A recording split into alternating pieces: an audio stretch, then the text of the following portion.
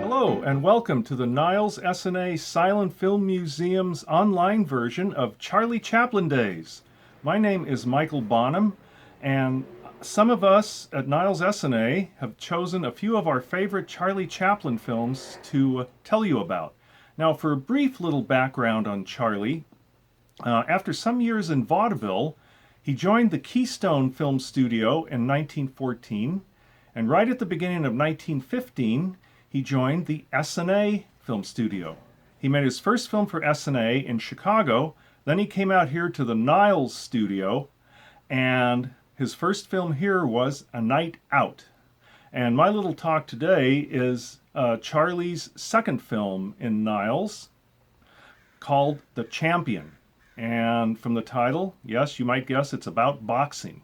Now, S&A co-owner Bronco Billy Anderson, the A of S&A, and Charlie were both big boxing fans.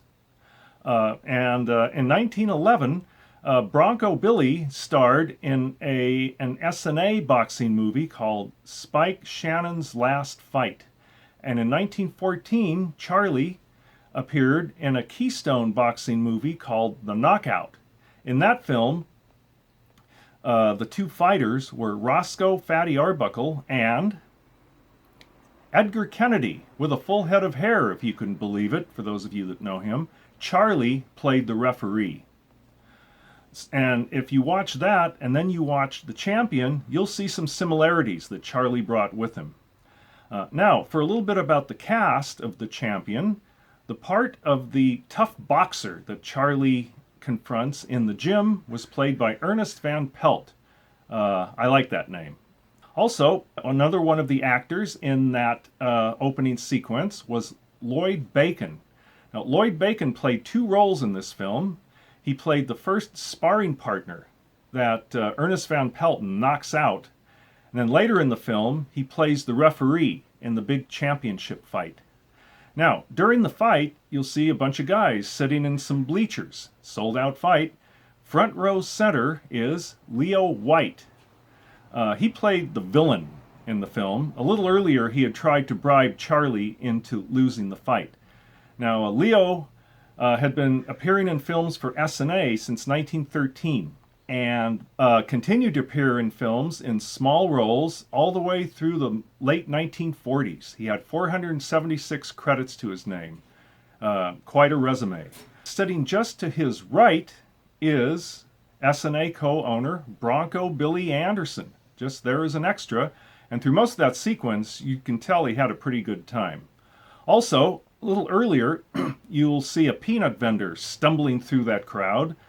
That was Charlie's partner in A Night Out, Mr. Crossed Eyes himself, Ben Turpin. Now, the part of the defending champion who Charlie meets in the big fight was played by Bud Jameson. Bud was a Bay Area native from Vallejo, and Charlie generally liked having a big guy in his films to kind of push him around and then to get the better of, usually at the end. And at 6'2" and 270 pounds, Bud filled that role quite nicely. He would gain more fame later in his career for his appearances in the Three Stooges films of the 30s and early 40s. Now, also in the film, in a small role, but you'll know her when you see her, is the lovely 19-year-old Edna Purviance, Charlie's new leading lady. They discovered her working as a waitress in San Francisco right when Charlie got to Niles, and they made films together for the next 8 years.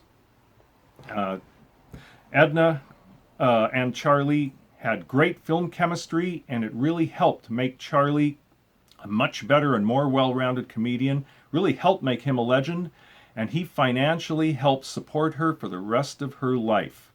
Sent her money until she passed away in the 50s because he never forgot what she had done for him.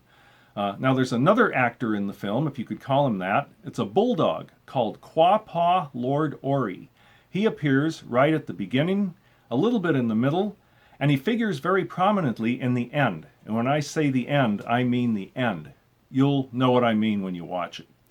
Now I want to just briefly touch on a few locations.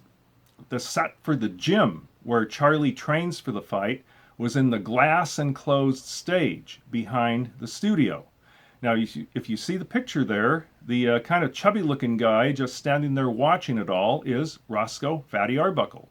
He wasn't in the scene, but he and Charlie were good friends from their time together with Keystone. Roscoe was up here in the Bay Area shooting a film with his partner, Mabel Normand, at the Panama Pacific International Exposition in San Francisco. Also, when you see Charlie chase Ernest Van Pelt out through the G Street gate, you'll see the two-story Township Register building there in downtown Niles. Then you get a quick look through the gate from the other side of the fence, and you see a little bit of the glass around the stage at the rear of the studio. Also, Charlie confronts a cop right there at the corner of G Street and what is now Niles Boulevard. You can see the studio behind them extends all the way down the block. It was a pretty big building. Now, for details on these and all of Charlie Chaplin's Bay Area filming locations, please watch John Bengtson's PowerPoint presentation. John is our silent film locations expert, and you will learn a lot from him. So this was a fun film. Back in the good old days, we would have kids come on field trips to watch the film, and the laughter was unending from start to finish. So I hope you enjoyed my little talk about The Champion, and I hope you enjoy the rest of Charlie Chaplin Days online. A big thank you from me, and an even bigger thank you from Charlie and Edna.